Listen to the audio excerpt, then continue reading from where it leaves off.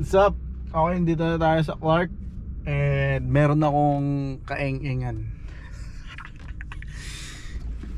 Tingnan yung gas ko, guys. Ayan, oh. Diba?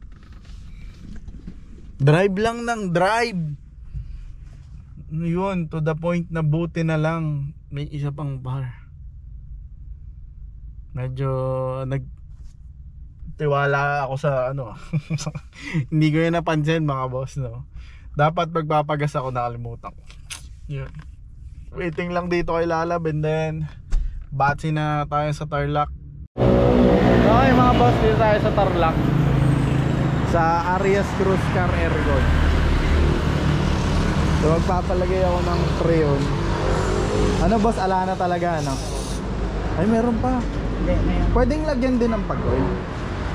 Hindi siya malalagyan kasi may hangin siya. Kailangan tanggalin dun sa ano? Hindi, kailangan ano, i-papak yung ano. Okay. Pero pwedeng palagyan ng pag-oil. Hindi na siya malalagyan ngayon kasi may ano, hindi siya pinasingaw na. Kasi may So dagdag lang. kayo, dagdag ba o full charge? Pag full charge, magkano? Kahit bigay lang namin ng 900 sa inyo yung full charge kasama na yung mga bagyo tsaka yung Pero sa bagay, hindi natin alam kung may leak kasi yun lang yung mga lang yun daw. Gawin na is lalagyan ng pag-oil tapos recharge ng Freon. Ngayon pag tumapon pa to, tatapon ko na yung compressor. ayun ang hangin. Kasi kung pre yun yan, Dapat may, saka may ano, may parang bata. Oo, yun langis niya. Puro hangin. Kasi may initan si Lalab. So yan mga boss, try natin. Tapos hindi na gano yung compressor na talaga. So brand new compressor talaga sa amin, isa sa range ng mga 10 to 12,000. Brand new na compressor, mid-air. Tapos nagre-repair din pala sila. So nagre-repair din pala sila. Actually sinabi nga ni Kuya Erickson yung something bearing nga daw dun sa yan natin. So yun, nag-subscribe si Papi. Tapos ano name mo? Abraham. Abraham, shoutout kay Abraham. So tayo mag ano nung aircon system natin. Recharge, Freon, pag-oil. Ginagawa sa lang mga board dito. So mga boss, it's December 21. December 21 na. And mostly palapit na yung Pasko, kaya tinatapos na halos ng mga shop dito yung mga trabaho nila.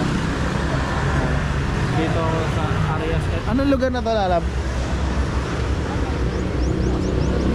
Ha? San Miguel? Burot?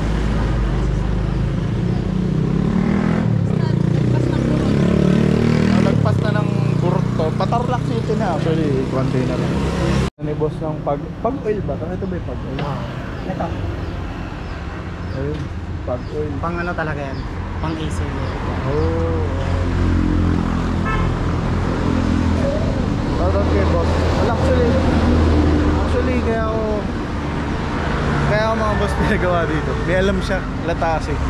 Pag kasi nagpapagawa ako, ini-interview ko muna. Ngayon, kapag di ko, alam mo yun, hindi mo gusto yung sagot, o alam mo naman eh, pero hindi pasado sa'yo yung ano, hindi ko tutuloy eh. Pero alam ni Kuis yung gagawin, alam niya yung sinasabing bearing dun sa compressor, alam niya yung sa clutch, alam niya yung sa ano, so kaya may alam siya. Kaya syempre aircon siya. Meron kasi mga nag-aircon na gusto lang naman talaga mamera, pero yan, may problema talaga yung compressor ko sa totoo.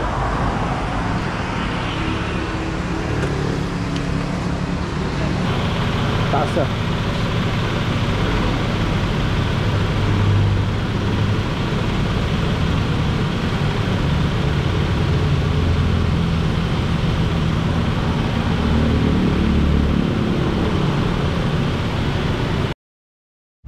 What up? Good morning you guys.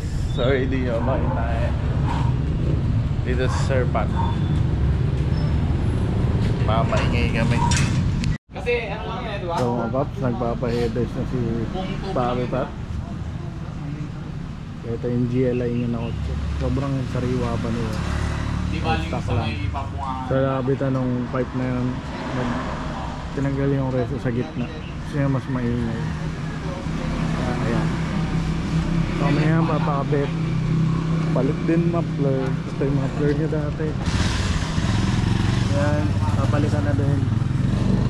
Boom. Itlog game. So mga paps, ito yung lumang pipe ni Sir Pat. Tapos ito na yung bago.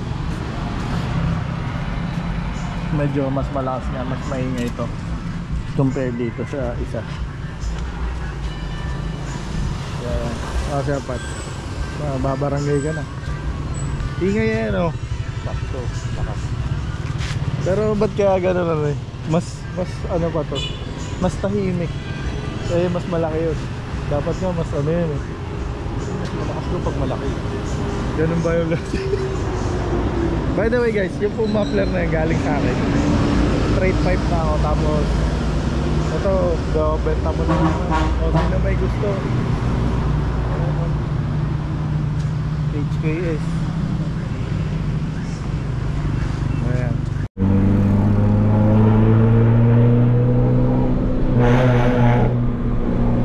Shit.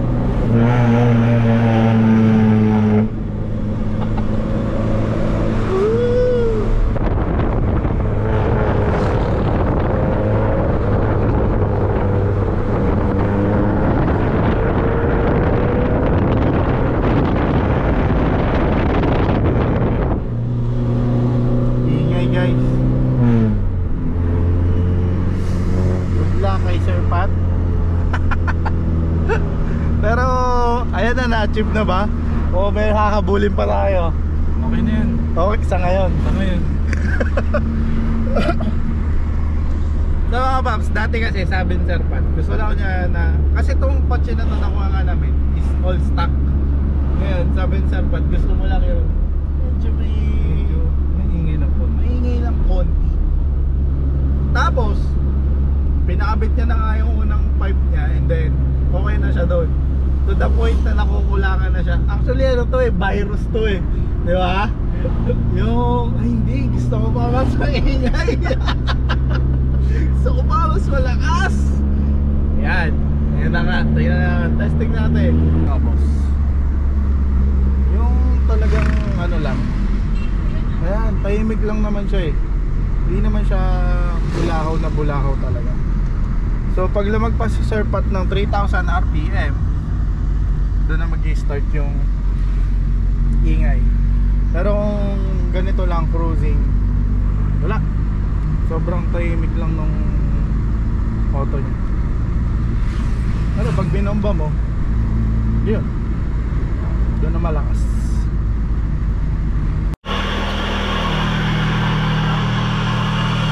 Grabe. Morning guys, Happy New Year. New Year, new ano, ayun pa rin, sira pa rin. So ngayon, papapalitan natin ng belt. Nandito na, dito pala sa loob yung belt. Papatanggal ko na yung compressor ko. Ayun, pakinggan nyo. So yung compressor. Boom, yun. So maraming kailangan ayusin dito mga boss. Pag naka-aircon ako, which is nagtataka ako, ang lamig. Lamig na may aircon ko. So maraming kailangan ayusin dito, which is, ayun nga, I'm gonna ditch the compressor. Tanggalin na yun. Dahil nga napakaingay.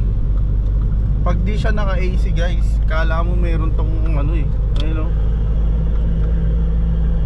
So pag inon ko na may AC, actually tatahimik siya, manageable.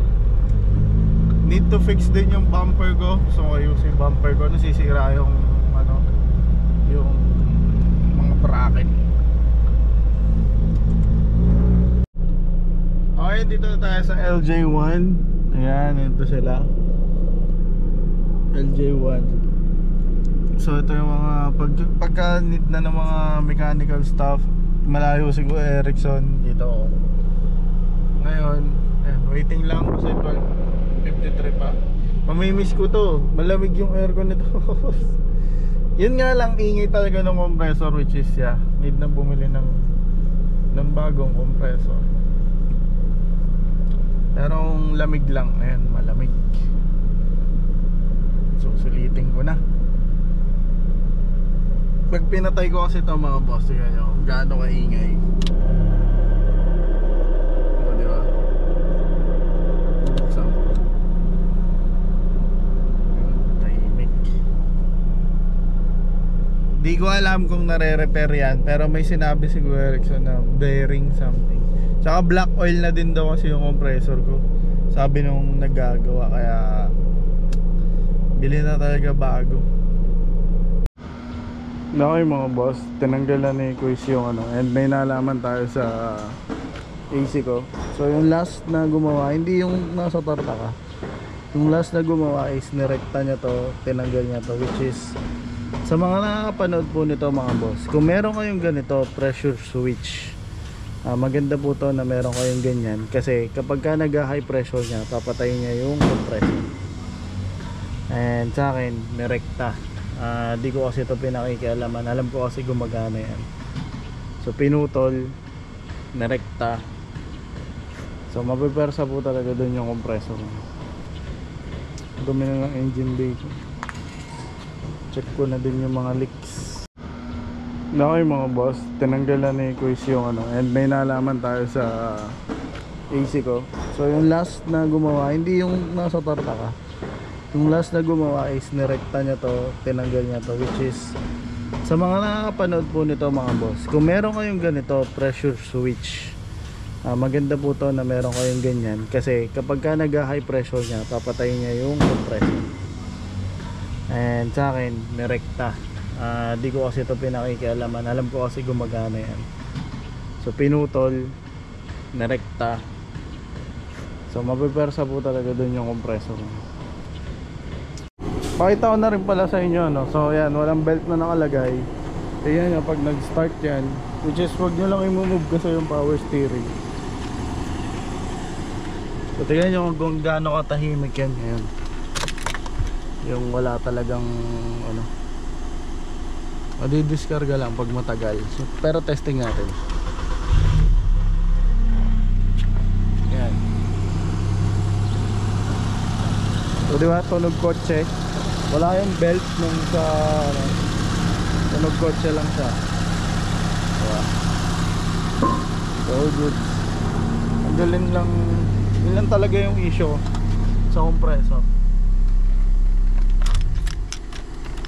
Ayun. Wala kasi. Ayan guys, tinatanggal na ni Kuis. So stock up nga yung compressor. Ayan.